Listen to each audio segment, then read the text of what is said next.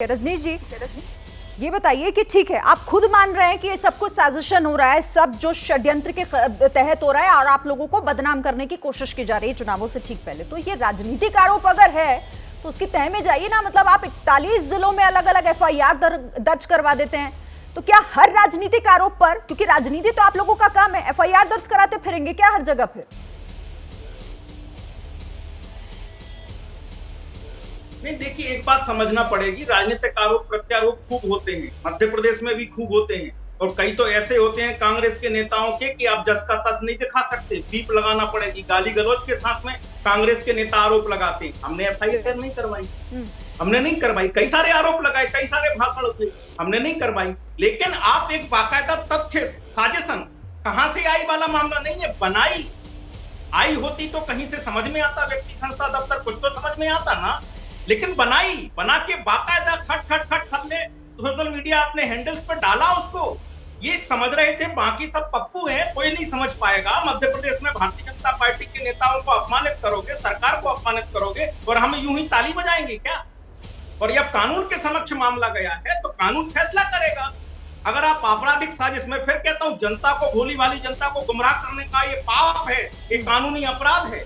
और आप कह रहे नहीं साहब ऐसे क्यों करना चाहिए? तो आप ये कह रहे हैं कि ये सब कुछ मनगढ़ंत है, मतलब ये सब कुछ मनगढ़ंत है। आप ये कह रहे हैं कि कोई ऐसी चिट्ठी लिखने वाला नहीं है, कोई ऐसा संगठन नहीं है। मनगढ़ंत छोटा शब्द होगा, अपराध है, अपराध, षड्यंत्र है। मनगढ़ंत बहुत छोटा शब्द है, ये अपराध है, षड्यंत्र है। ठीक है, मैं जवाब लेती हूँ अब इसका। मनीष सिंघवी जी, है कौन जिनका नाम ज्ञानेंद्र अवस्थी उस चिट्ठी में दिखाई दे रहा है? सामने तो आए कम से कम। आप लोगों ने तो उसको बहुत बड़े हथियार के तौर पर इस्तेमाल कर लिया, उस तक पहुंचिए भी तो, उनको सामने भी तो लाइए, आप लोगों की आसानी होगी।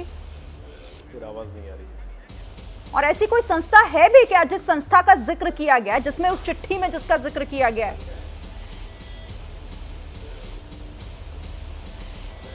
मनीष सिंघवी जी, एक बार सवाल फिर रिपीट कर दीजिए। मैं मनीष जी सिर्फ ये कह रही हूँ, ठीक है, मैं दोबारा रिपीट कर देती हूँ। सवाल ये है, और बीजेपी भी बार बार यही कह रही है कि भाई ऐसा कोई ज्ञानेंद्र अवस्थी नाम का शख्स है भी या नहीं, उसका कोई अस्तित्व है भी तो वो सामने लाइए ना आप लोग। एक चिट्ठी आपको मिल गई, ट्वीट कर दिया, बड़े बड़े आरोप लगा दिए, सामने तो लेकर आइए जो बोल रहा है, जो कह रहा है। और ऐसा कोई संगठन है क्या? अभी कुछ दिन पहले अजीत पवार पर एक इल्जाम लगाया खुद आदरणीय प्रधानमंत्री नरेंद्र मोदी जी ने कि 17,000 करोड़ का घोटाला इन लोगों ने किया है। कहां से वो फिगर आया? क्या वो घोटाला सिद्ध हो गया था, पकड़ा गया था, क्या हुआ था? वो 3 दिन बाद अजीत पवार को भाजपा में शामिल भी आपने कर लिया। मतलब ये हुआ, आप कह रहे हैं अरे हम जवाब दे रहे हैं। अरे रुक जाइए, बीच में मत बोलिए, बीच में मत बोलिए। आप बोल रहे थे और आपने 3 दिन बाद उनको शामिल कर लिया। किसके खिलाफ FIR किया आपने? कहां से आप ले आए थे 70,000 करोड़? क्या वो घोटाला नहीं था? अगर घोटाला था तो घोटालेबाज को शामिल क्यों कर लिया आपने? एक मिनट रजनीश जी, एक सेकंड। और आप अभी एक रजनीश जी, मैं नहीं बोल रहा था, आप मेरे में मत बोले।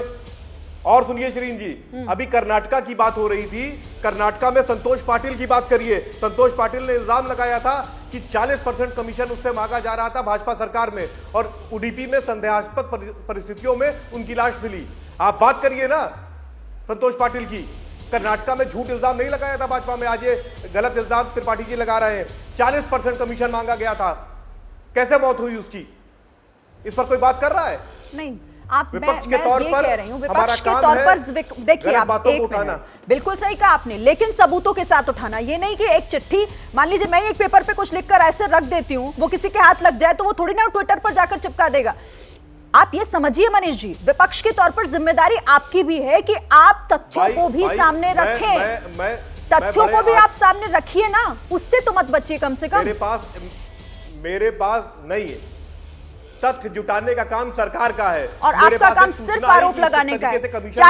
विभागों में नहीं। शिरीन जी एक मिनट, हम जासूसी एजेंसी खोलकर नहीं बैठे हैं। हमारे पास सूचना आई कि 50% कमीशन मांगा जा रहा है, हम कह रहे हैं इस बात को।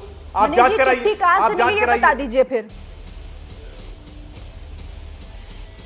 स्रोत को खतरे में डालने जैसा है। संतोष पाटिल की संदेहास्पद परिस्थितियों में मौत, व्यापन घोटाले में 40 लोग संदेहास्पद परिस्थितियों में मारे गए हैं, आपको पता है? व्यापन घोटाले में जो विसिल ब्लोअर थे आनंद राय, उनको भी दिल्ली से गिरफ्तार कर लिया गया है। ये वो सरकार है कि जो सच बोलेगा वो जेल जाएगा या मार दिया जाएगा। ठीक है, लेकिन वही सुई वहीं आकर अटक जाती है कि आप कम से कम किसी ऐसे इंसान को तो लाएंगे ना। ठीक है। जैसे ही घड़ी का काटा दोपहर 2:30 पे आए, बबीता जी का दिल सास बहू साजिश के लिए मचल जाए। और ये है इनकी बहू, पूरे दिन ऑफिस की टेंशन हो जाए गॉन जब ये करें अपना फेवरेट शो फ्री टाइम पे ऑन। इनकी तरह आप भी देखिए अपना फेवरेट शो अपने टाइम पर और डाउनलोड कीजिए एबीपी लाइव ऐप अपने स्मार्ट टीवी पर।